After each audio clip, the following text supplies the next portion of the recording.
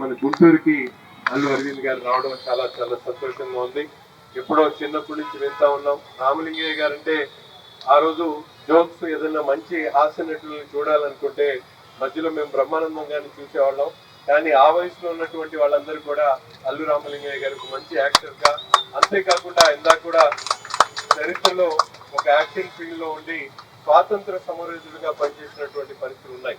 అటువంటి మహానుభావుడు సుదీర్ఘ కాలం పాటు సినీ చరిత్రలో అలాగే స్వాతంత్ర సమరయోధంలో కూడా పార్టిసిపేట్ చేసి నేటి వరకు కూడా ప్రజల గుండెల్లో చెరగనటువంటి ముద్రేసినటువంటి రామలింగయ్య గారు మనందరికీ కూడా ఎంతో స్ఫూర్తి నాయకులు.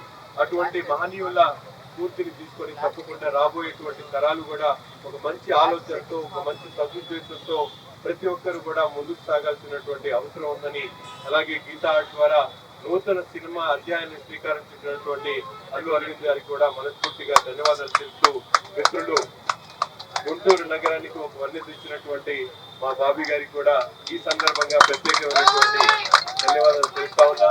మీలాంటి యువకులు గుంటూరు నగర గుంటూరు నగర ఖ్యాతిని మరింత విస్తృతంగా వ్యాప్తి చెందేటువంటి విధంగా సినిమా రంగాన్ని గుంటూరు కోసం మీరందరూ కూడా కృషి చేయాలని చెప్పి కోరుతా ఉన్నాం.